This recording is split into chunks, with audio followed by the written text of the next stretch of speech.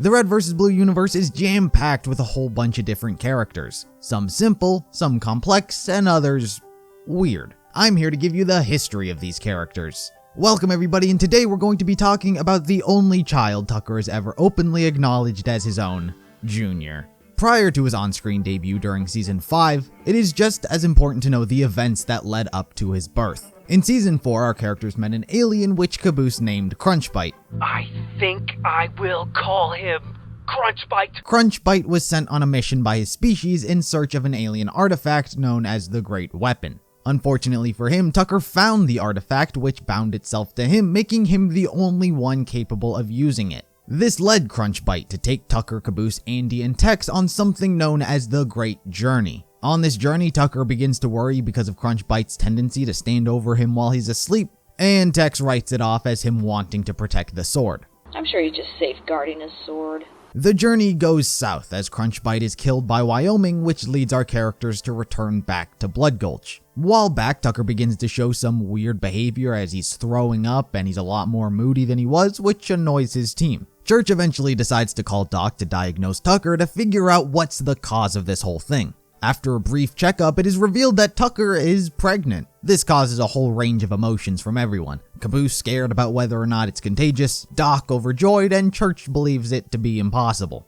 Andy the Bomb, however, informs us that aliens can impregnate humans with a parasitic embryo, which is exactly what happened to Tucker while on the Great Journey. Unless the alien impregnated him, because that's what they do. They infect the host with a parasitic embryo. But you already knew that, right?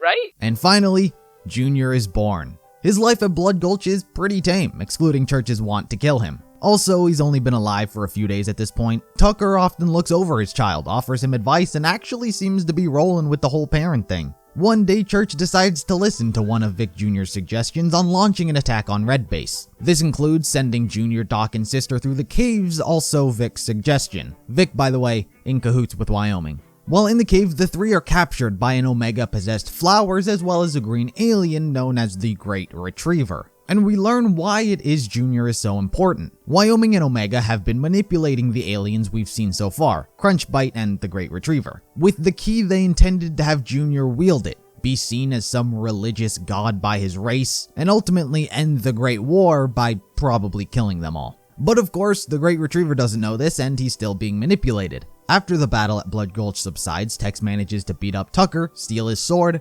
take Wyoming's helmet as well as Junior and the Great Retriever, and hop aboard a Pelican to complete Omega's plan. This goes south, however, as Andy the Bomb, who is also on board, blows up, sending the ship crashing down. Things aren't all doom and gloom, as it is revealed in reconstruction that both Junior and the Great Retriever jumped out of the ship prior to its explosion. Where are they going? Close the hatch! While it's unknown whatever happened to the Great Retriever, Junior returned back to his father, and surprisingly, the two became ambassadors for human-alien relations thanks to their in-betweenness. This is explained by Tucker in the episode Called Up. So me and Junior have to go around sometimes and help negotiate stuff.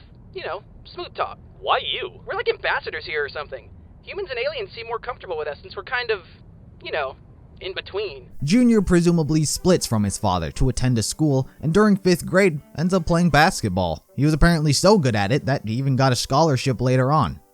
No dude, Junior's got a basketball scholarship. Junior, however, would not step away from his political life either, as he is seen at the Sangheili embassy alongside several other aliens when Church is exposing Hargrove. Some other fun facts about Junior is that his real name is in fact Blarg Tucker. He is the third incarnation, referencing how he's supposed to be a god amongst his race. His favorite food is caboose. He was homeschooled for a portion of his life, otherwise he wouldn't have been able to be a part of a basketball team, nor get a scholarship. He considers his enemies humans thanks to the war as well as Church because of his constant want to kill him. His blood type is green, his height is variable, and his godfather is Agent Tex. Might need a new one.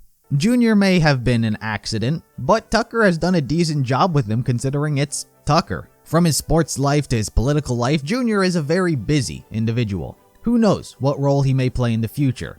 But that was the history of Junior, or Blarg Tucker. Thank you all for watching, and if you enjoyed this video then be sure to give it a thumbs up and tell me what other character you'd like to know the history of. Until then, I'll see you in the next one.